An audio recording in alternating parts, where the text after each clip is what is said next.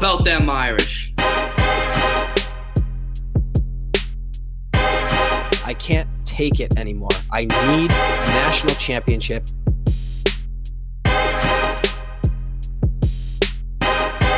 This is the Four Horsemen podcast.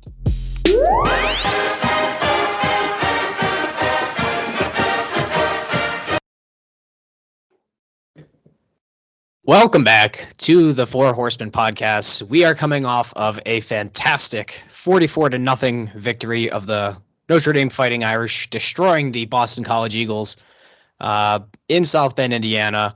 And they did, in fact, win the Frank Leahy Ireland Trophy. And speaking of Ireland, we have a special guest returning to us from the Shire.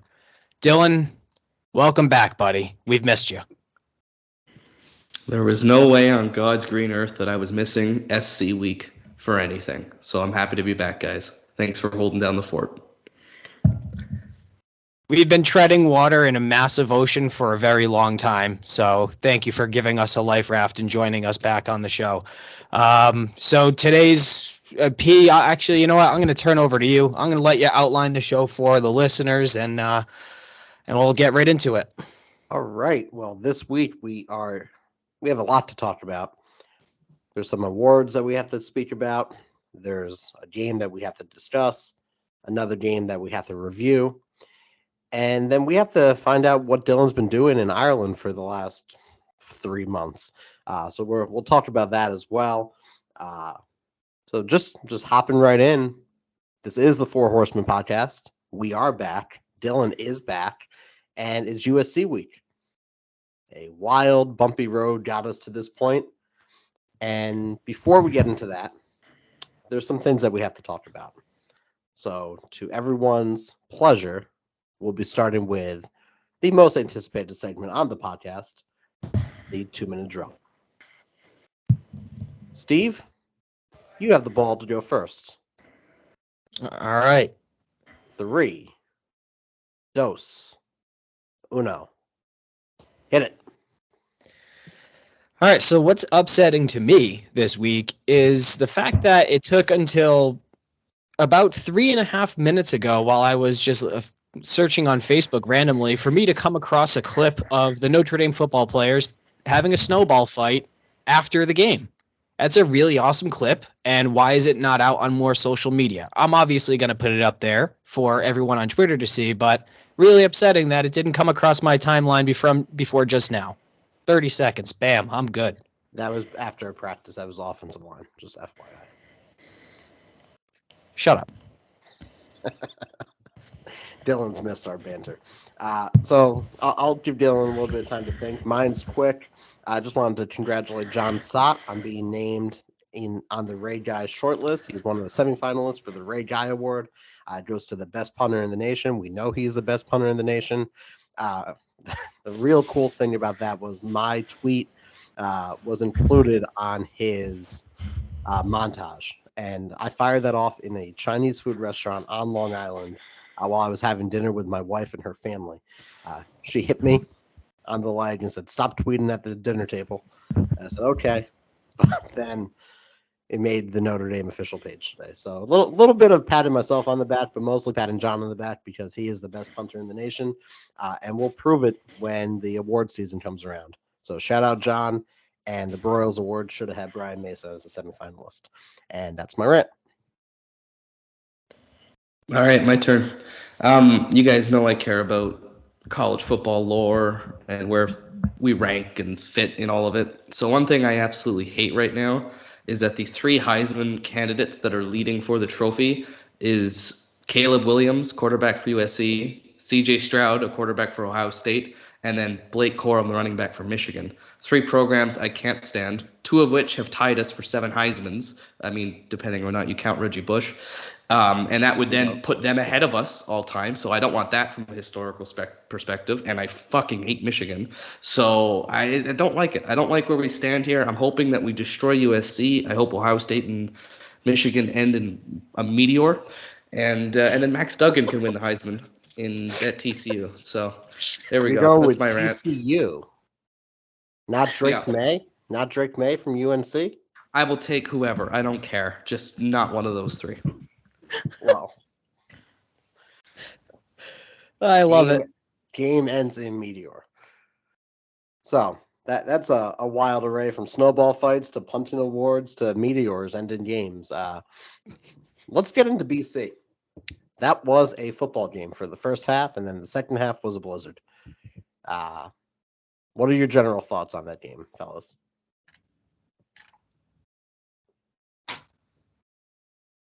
I loved it. The fellas in general. What a win. I mean, Boston College in November is usually terrifying, but not that week. Look, Notre Dame was firing on all cylinders. The defense was amazing. The offense was having its way. Impressive game. I mean, they did their job, and I think you're seeing this team really come into their own in Marcus Freeman's tenure. I think the Navy game was an anomaly. I'm not putting too much stock into it. Navy is like a free week. You can do whatever. I don't really care.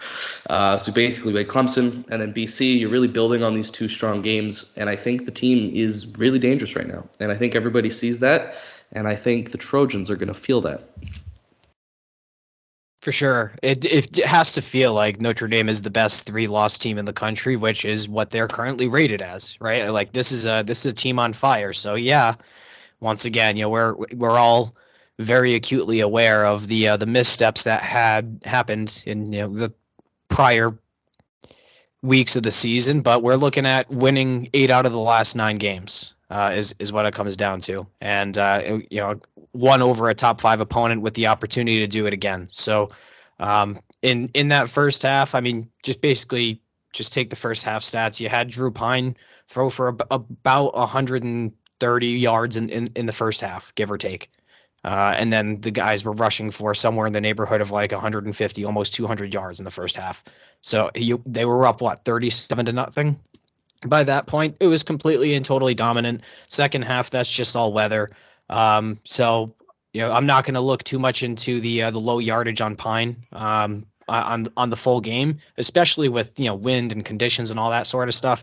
He did perfectly fine. He actually spread the ball out a lot more than I expected. And the offensive line is getting to a point where they're actually terrifying. They are really pushing people off the ball. Like, if we just had this the first game of the season, man, we're looking at a total, we're probably 12-0.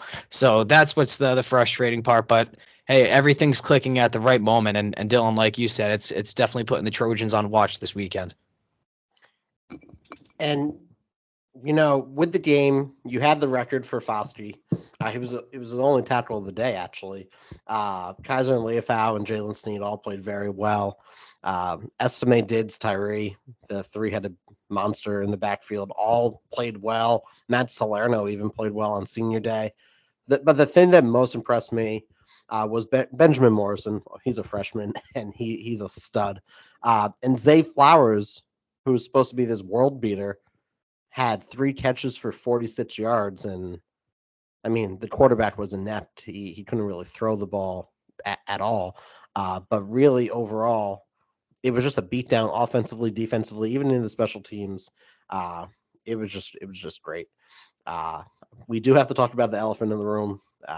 The former Notre Dame backup to Ian Book, Phil Dracovic, showed that Boston College education with a run-on paragraph that made no sense, saying that Notre Dame culturally appropriates the Dropkick Murphys. So it was ridiculous. You saw my thoughts on Twitter. I know you two don't agree with how I went about it, but was he trying to fire up the team? Was he trying to fire himself up for being cold? Why do you think he did that? Like, that doesn't make any sense. What I don't get was I didn't know if he was joking or not. Like, when he gets to that second paragraph, I was like, oh, if he's joking, this is okay, like whatever. But if he's being serious, I don't get it. I don't know. His first paragraph was nice. He made it clear that he loved Notre Dame, and it's not some kind of personal hatred that some in the media try to make it seem to be. But it was a weird post, especially for a guy who wasn't playing in the game. It's like, what are you doing? So, how sometimes we'll start talking and then we're just hoping that we find the end point eventually in our conversations? It happens a lot on here. That's what he did. Like, he just wrote that second paragraph. He didn't know where he was going with that second paragraph. and I don't get it. It was probably the most You know what? ridiculous thing that happened this year. He actually was ranting about something that, like, whether he was serious or not, there was something to point out, because he was saying the Dropkick Murphys did the Boston College fight song. So, like, that's our band. Well, what they don't realize is the Dropkick Murphys have also covered the Notre Dame Victory March. You can check it out on Spotify or iTunes or whatever you're listening to. The Dropkick Murphys have done the Notre Dame Victory March, and I'm pretty sure the Dropkick Murphys are probably Notre Dame fans. So maybe you should be quiet on that one. It was just an over. I had to talk about it. He's ridiculous, and I just thought it was a perfect way to usher the game in with just riling up a fan base that didn't already have to be riled up. So I hope Caleb Williams says something this week or whatever that. Oh, please give me all the bulletin board material. I just want something. He won't say anything because he's smart enough not to, but Jordan Addison might. Pittsburgh guys aren't very smart when it comes to having to deal with the Irish, so that's where we're at there. And the smart ones usually decommit and then flip to the Irish. Oh, so look at that segue. Speaking of that, there's some buzz out there that Kenny Minchie has decommitted from Pitt to sign with the Irish. As of this recording, he has not yet. But quick little recruiting talk. What do we think about that? I think he's a stud. I mean, I said on this, we did a recruiting show in the summer, and I said I think Kenny Minchie's the most underrated quarterback in the class. He measured 6'2.5", 215 pounds. I know for some reason that matters because we currently have a quarterback who's about 5'6", and fans really want a tall one. But he's so poised in the pocket. He's got great pocket awareness. He's super accurate. I'm a real big fan of Kenny Minchie, so I think that would be a great pickup for Notre Dame if they do get him. And then you got C.J. Carr coming afterwards, so you've kind of rebuilt that quarterback room right like that. Yeah, that's the thing, because as you see with Buckner, like, no matter how highly we touted him and no matter how great he is coming out of high school, all it takes is one sweeping run to the outside where you land on your shoulder, and all of a sudden you're down to your backup real quick. And if Pine gets injured, God forbid, like we're up the creek without a paddle, effectively. So depth, man. I mean, that basically puts 3 guys on the depth chart, potentially 4 guys on the depth chart starting next year that are all going to be qualified to step foot in a game if something were to go wrong, assuming that, Pine and Buckner come back, Minchie comes in, and then you have Angeli as well. So, and then, again, more help down the line. So there's going to be plenty of opportunity to kind of fill up that QB room and let everybody battle it out. And Kenny Minchie, if you look at his highlights, he makes everything just look effortless. And it's the guys that do things effortlessly, got caught up in that one. Those are the guys that tend to be just those game breakers. They're elite because they just see the game at a different speed when they can just be so fluid with their motion. And I think that's the potential that Kenny Minchie would bring should the Irish, bring him home. Well said. Well said. I don't think we have to talk more about BC. Just real quick on another team who ND did play. I think the Irish broke Syracuse. They're completely an inept organization right now. They play BC this week, and they very well might lose that game as well. They've lost 5 straight games. I don't think it was Clemson that broke them. I honestly think Notre Dame broke them. Just I mean, they have had a tough schedule, though. Because after us, they had Pitt. I mean, they should have beaten Pitt, but then they were against Florida State and then Wake Forest. I mean, they didn't exactly have many favors at that point, Still, that's what the Uber driver gets, the Uber Eats driver gets for stealing my food. So I just had to put that out there. The curse of P-Wagon might be on Syracuse. So we're done with BC. We can talk about USC. There's a lot to talk about there. Mm-hmm. Before we get there, does anyone have any last parting words about the Boston College Eagles? Yeah, more so about a player in that game. How about Benjamin Morrison? And specifically, how nice it is to have a corner who turns his head around when the ball's in the air. One of those interceptions was beautifully played. He got his head around, made a play on the ball. It's so nice. I feel like we've missed that. I feel like a corner in the last few years is turning your head around and getting those balls that are there to be intercepted. So absolutely love that. This kid is dynamite. You saw Jalen Sneed play well in the second half too. Dude, Notre Dame's got killed somebody. There's a lot of good players coming up the pipeline, so I'm feeling good. Boston College is whatever, and we're moving on to SC. Fully endorsed. And before we get there, we do have a mailbag to get into quickly. There weren't very many questions here. The good and the bad of having a lot of followers is that a lot of people will respond to stuff, and I lose my mailbag.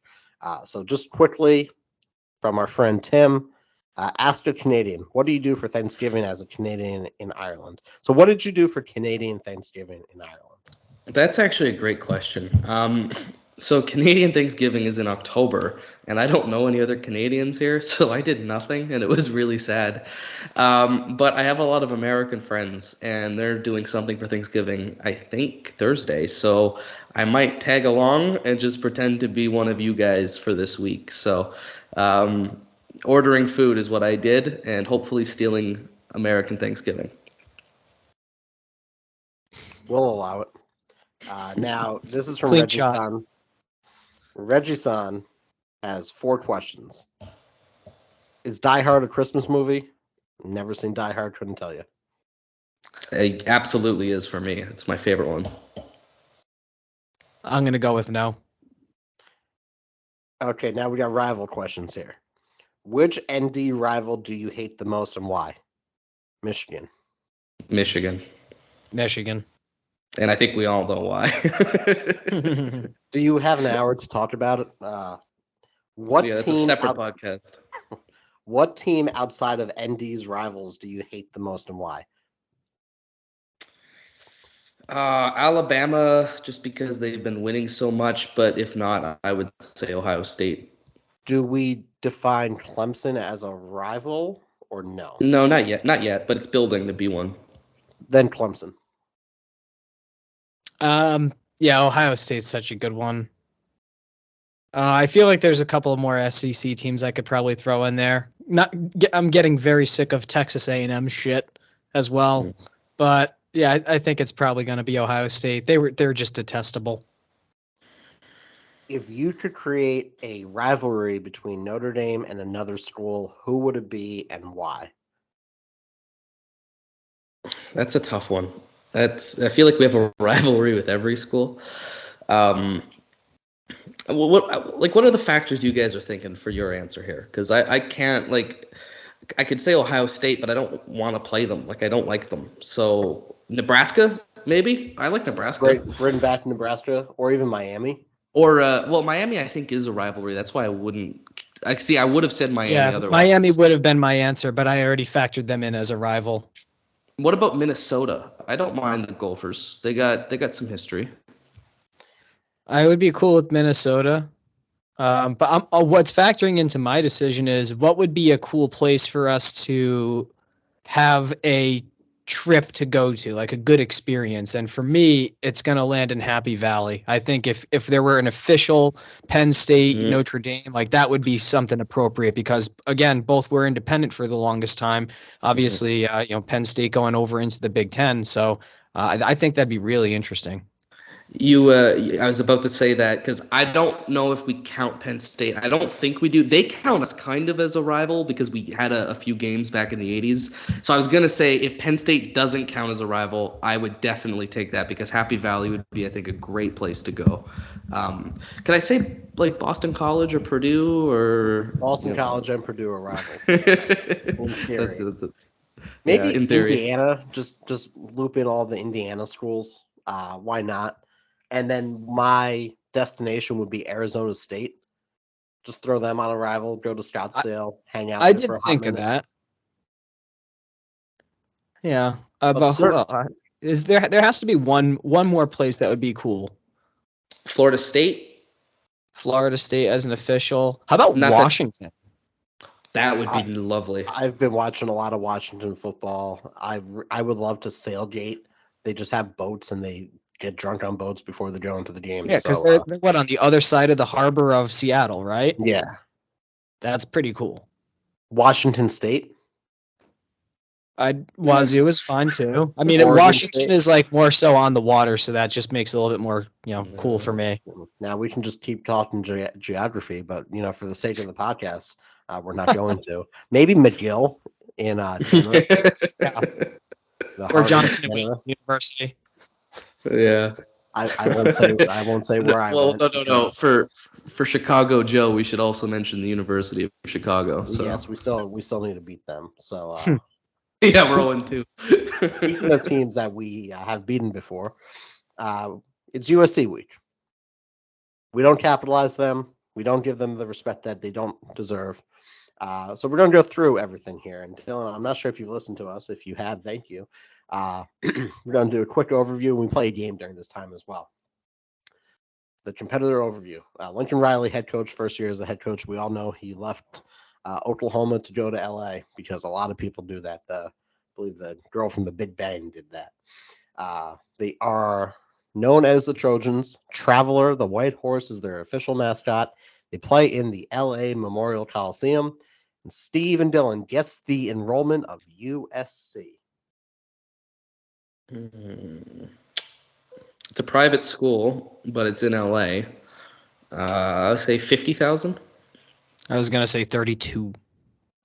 49,318. Bang. Established Awesome. in 1880. They play in the Pac-12. Not for long. They might be going to the Big Ten. They won 11 national championships. They are 36-48-5 against Notre Dame. And the people who went there, these are people I've picked out who are notable. Rob Kardashian. For fuck's sake.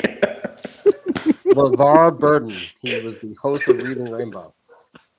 Mark McGrath, the frontman of Sugar Ray. Let's see what else. The guy who created the universal recycling symbol. And most importantly, of them all, last one, the creator of the boogie board, Tom Morey. And no one else is important who went to USC.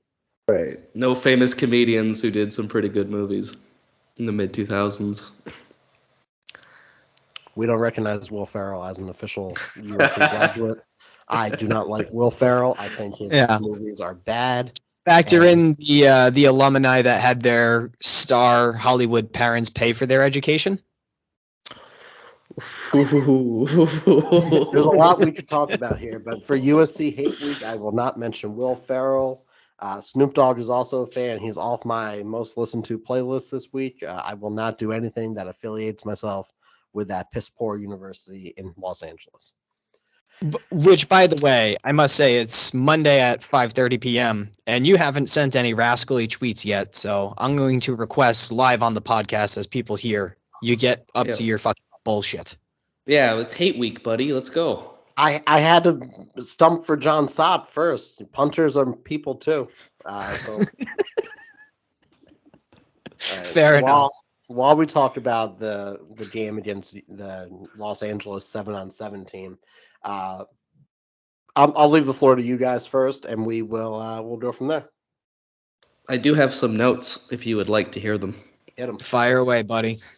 Well, okay, so I know our thing is to downplay our opponents and beef up the Irish, but there's no way around it. USC has a very, very good offense. It's not Alabama 2020 scary because they did that in the SEC. These guys are doing it in a glorified Group of 5 conference. But it's a very good offense. They have the third most points per game, over 42. They're second in total yards per game. Defensively, however, they're not great. They give up they're 65th in points allowed. And in particular, they give up almost 150 rushing yards a game, which is going to be a key part of Notre Dame's strategy, of course. If you look at kind of the analytics, interestingly, ESPN's FBI has USC as the 14th team in the country, and Notre Dame is the 16th team in the country, although SP Plus has USC at 14 and Notre Dame at 38. So there's a little bit of variety there, but I think this game was a lot closer than people would think at the start. USC's obviously had a really good season, but they've only played two really good teams. Obviously, Utah, really strong. They lost that game close. And they beat UCLA close. So it's not that USC's played nobody, but they certainly haven't played what we've had to play. So the records, I don't think, reflect necessarily how good the teams are. Caleb Williams, though, man, he's a problem. He's emerged himself as the front runner for the Heisman Trophy. He's got 33 passing touchdowns, 7 running touchdowns. He's got threat with his leg as well. He's got 300 rushing yards. His QBR is over 85. It's 4th in the country. And then just you look at those weapons he's got. They got 2 running backs they like to use, Dye and Jones. They both have, one has 800 yards, one has 400 yards. They've both got plenty of touchdowns. USC is scoring at a tremendous rate this year. And they got a deadly trio of receivers. You got Addison, Washington, and Mario Williams. All of them have at least 500 receiving yards and 4 touchdowns, and Addison has 8 touchdowns. So it's a really good offense. They're supported by an offensive line that's been nominated for the Joe Moore Award. I know that's been controversial whether or not they've deserved that, but they're nominated.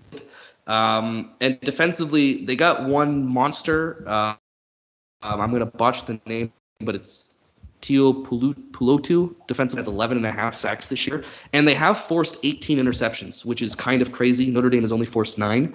So that's kind of my breaking down what USC's got going. It's a dynamite offense. They're really, really talented, and there's some skill on the defense. One player in particular, but the secondary is playing well as a group. So I hope in 2.5 minutes there, I just kind of broke down that whole team for you.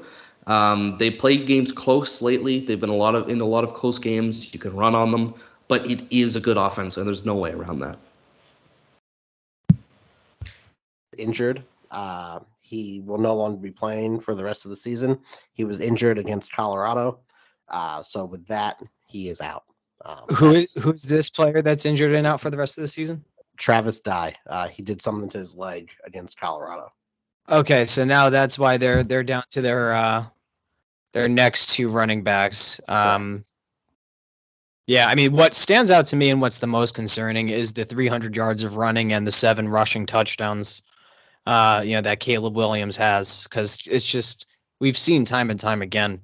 Notre Dame, unfortunately, when we do get beat in by big time QBs, they tend to be a bit more mobile. So I mean, I think that we do still have speed and talent, and we can probably at least fill a lot of gaps with our guys up front with the offensive line we're going against. But man, oh man, if we're up by less than 6 points, and they have the ball with 2 minutes left, I'm not gonna lie, I'm gonna be shitting a brick. So that's why it's gonna be important that we can just keep them out of the game and just get ahead early and just keep them out and just run the damn ball down their throats, in my opinion. But I'll open to you, Mr. Wagon. What are your thoughts? Yeah, you're all crazy. And it's not you two that I'm talking about right now. As I'm talking to all the fans and our listeners thinking that USC will pose a legitimate threat to Notre Dame. They've regressed the entire season. And this isn't me being hyperbolic or anything. It's me being truthful. They've regressed each week of the season, starting from the Rice game onward, where they blew Rice out. They blew Stanford out. They blew Fresno State out without the best quarterback in the nation, Jake Haener. He got injured in that game. They beat Oregon State by 3, Arizona State by 17, Washington State by 16, Utah beat them by 1. They beat Arizona by 8, Cal by 6, Colorado doesn't count, and UCLA by 3. In each of these games, you're looking at the stats. The passing has done well. But after that, all they have is Caleb Williams. I guess Jordan Addison's also very good. But they don't have a rushing game. But how have Biletnikoff, talent level wide receivers fared against Notre Dame this season, P? Not well. We've locked down each and every one of them. So you lock down Addison, you can go to Williams. He has 27 catches for 508 yards. But if you can't play complementary football, it's hard to win games. Look at the Navy game. We almost lost that game when they shut down our running attack and our passing attack. We had nothing to go there. Once you can't play complementary football, it's all over.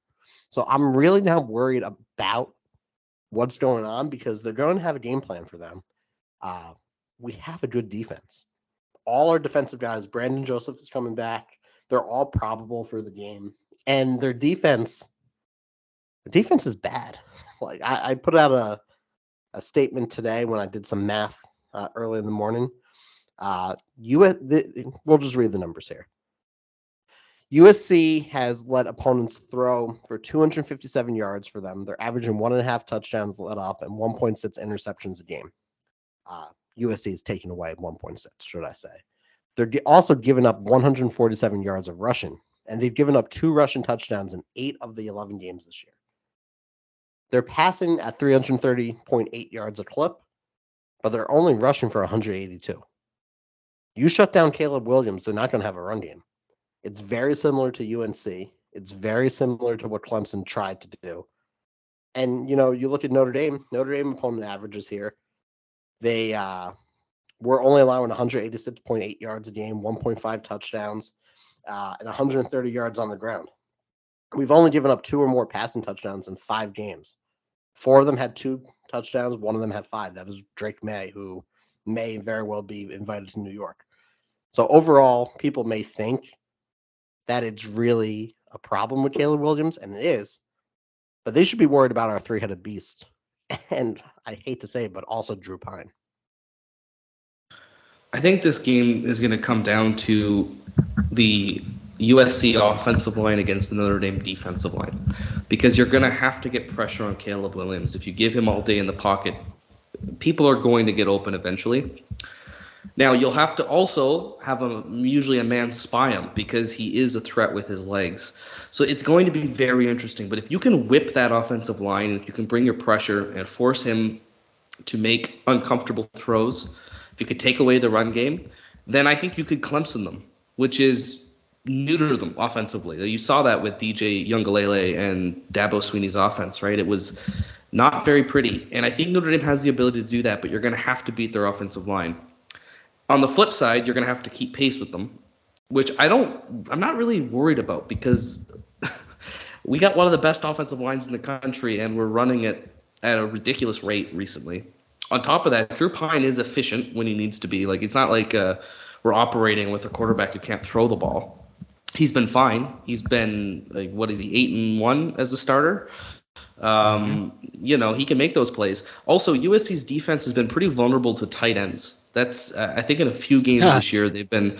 So, whoops, a little bit of a matchup there. Boy, did I have news for them. So I think you can't exploit them that way. And if they try to take Mayer out of the game, well, you've got other options. So I think offensively, I'm not too worried as long as the offensive line does what it does and gets Notre Dame moving down the field. I like it. It's just, can you slow down that USC offense that's obviously architected by Lincoln Riley? Yes, you can, because they haven't seen the Pac-12 is just the Big 12 with sunnier weather. They can't stop the run. All they want to do is throw the ball all day. They don't play defense in the Pac-12. They're allowing 4.6 yards per carry. Control the clock. Don't huddle. Don't no huddle and just run the ball down their throat. Keep them on the field. This should be the inverse of Ohio State here. And then, you got to get to Caleb Williams. The teams that either beat or came close to beating them sacked him 8 times total. So if he has time, yes, that's concerning. But, we have one of the best defensive coordinators in the country in coming up with blitzes. There was that one blitz against BC where the corner came off the edge and nearly killed the quarterback. He hit him so hard, it was just concerning at one point. And the one thing that we have that they don't, we have a very good special teams unit. We can block a punt. John Sott can put him in uncomfortable areas. So John Sott's going to have a big game. Blake Grupe, he's going to come back. He's in his own element right now. And as long as we don't let anyone behind and get burnt that way, we're just fine. We are just fine. I think if there's any USC fans listening kind of expecting a blowout or something, like they're going to hang 50 points, I would just like to point out that we played Ohio State. CJ Stroud, pretty equivalent to your quarterback. The offense there is just as good. We played at Ohio State, which is, let's be honest, a tougher environment than the Coliseum. There's going to be about 20% Notre Dame fans in LA. It'll be your first sellout of the year. Congratulations. Ohio's a little more hostile, and that game was close. Notre Dame led for 3 quarters. Don't come in expecting Notre Dame to roll over in this game. Notre Dame's going to fight very, very hard. And on top of that, it's a talented team. People forget this. They're one bad series against Marshall and Stanford away from being in the playoff discussion. And I know that's 2 games. Fair enough. They lost those games. That's why we're not in the playoff discussion. But this is a really good football team. And it's a team that is going to physically dominate USC, and they're going to cause USC problems. USC is going to cause us problems. This is a really good game, and it's the first meaningful game, I would say, since 2017 for both teams. Both teams then were 1 loss, but that was in October. Since then, this would be the biggest game since, 2005? For at least one of them has a playoff shot. We have a New Year's Six bowl shot. I'm hoping this rivalry gets even better to the point where we're at multiple teams with playoff aspirations, but one does. And if you don't think we're going to try to roll into LA and take that away from you, you've got another thing coming. 2006 was the last time both teams have been ranked at the Coliseum at the end of the year. We won't talk about how that game went, but overall, we can get them out. It may allow a backdoor for Clemson or Bama, but I don't care. Eliminate USC and play for whatever we get. Yeah, pretty much. Listen, not much more to add. We've kind of highlighted that it's ultimately going to come down to trench warfare. Can we put the pressure on Williams? And then can our offensive line push enough to just retain possession, keep our defense off the field, keep their defense on the field? Get them tired. Use the stable of running backs. The recipe's there. I mean, basically the blueprint is Clemson. I just think that we are going to have an opportunity to pass just a little bit more, obviously, against USC. So take that into consideration, Tommy. We know you're listening, friend of the program. But it's absolutely within reason to see that Notre Dame has a fighter's chance in this game. And this is absolutely going to be the best defense that USC plays all year long, assuming that they don't make the playoff if that were the case. So is there any other closing thoughts that you guys had, or do we want to make any sort of predictions? Because, quite frankly, I'm feeling pretty good about this one. Yeah, I think we're going to have outrageous fun. That's a shout out to another alumni, Beck Bennett and Kyle Mooney of USC. We're going to have outrageous fun, and Notre Dame's going to come out to be champions. Caleb Williams is going to look like Gumby at the end of the game. Another alumni there. The creator of Gumby went to USC, and they're going to learn like they're on the Reading Rainbow. Because LeVar Burton also went to USC. Look at that. 3 more alumni references in my last sentence here. I hate them. I hate them. I hate them. I hate them for the Bush push. I hate Lincoln Riley. I don't like the horse. I don't like the guy who rides on the horse. I could go on and on. I don't like that they're in LA and they refuse to come to South Bend in November. I don't like their colors. I just plain don't like them, guys. Just plain don't like them.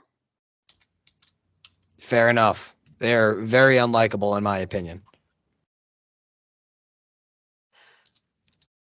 Dylan, you're on mute. Oh, Dylan. That's funny. I was just trying to think of an O.J. Simpson pun, but it's probably best if I don't. So, don't want to kill the mood. Can I say one thing? You cut it off. You cut it off. Steve, I said I don't want to kill the mood. That's my fault. Oh. I fucked that one up. All good.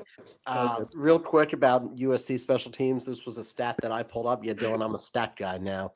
The Trojans are ranked 126 in S&P Plus. They haven't allowed any blocked punts this season, but they've only punted 26 times overall. They're going to have a punter who does not know how to punt. Their kicker, he's perfect for extra points, but it's 12 of 18 on field goal attempts. He's 2 for 2 from 20 to 29.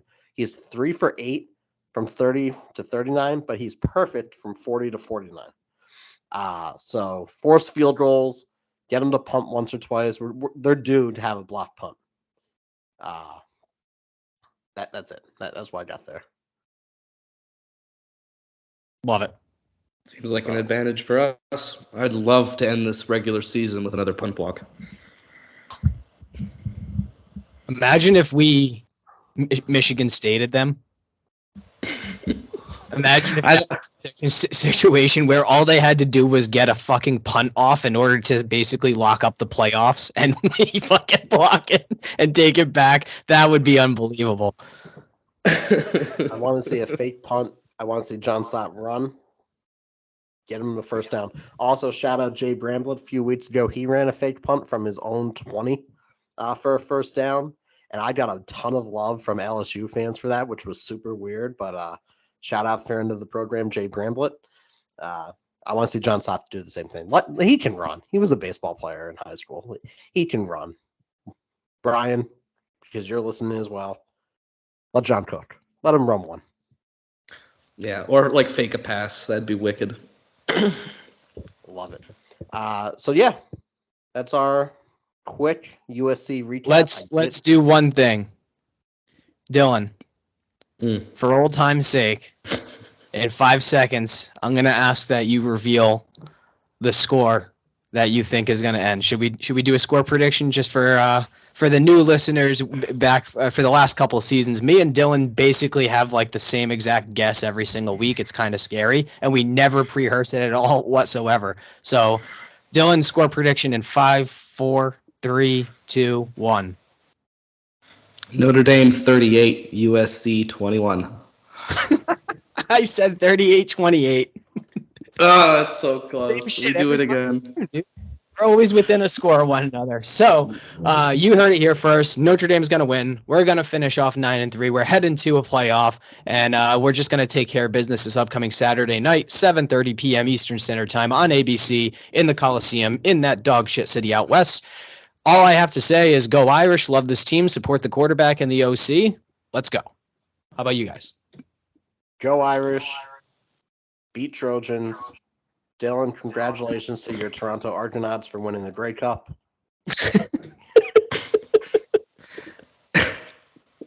I hate that you said that because, one, I don't care about the CFL, but two, to the extent that I do, I don't cheer for the Toronto Argonauts. I cheer for the team in Edmonton, but, I'll let that one slide. Did you have something else there, or were you done? I do want to say that Notre Dame did have a player on the Toronto Argonauts who won the Grey Cup last night. And it was a name that we should all know and love. DeVaris Daniels. Ooh. He's a Grey Cup champion. So go Irish. Vote John Sott on the Ray Guy Award website. We'll tweet it every day. Vote for Sott. It's the most important vote in November. Vote for him. Vote for him. Vote for him. Go Irish. Beat Trojans. Dylan, all the way in the Emerald Isle, you get the last word of the evening. Well, I can tell you that I've never drunk more in my life in the span of 3 months. It definitely rivals my first year of university. In fact, it definitely beats my first year of university. Definitely going to have to go for a run when I get home to work off all the beer. I'm going to be in a hostel in Killarney on Saturday, so hopefully that is some good luck for whatever reason. But I will be watching it, no doubt. It'll be 12:30 kickoff for me in the morning. We'll go to bed at 4, and it will be a sweet, sweet victory for the Irish. As always, we'll beat the Trojans because we're their daddy. They know it, and that's not going to change under Marcus Freeman. So go Irish, beat SC.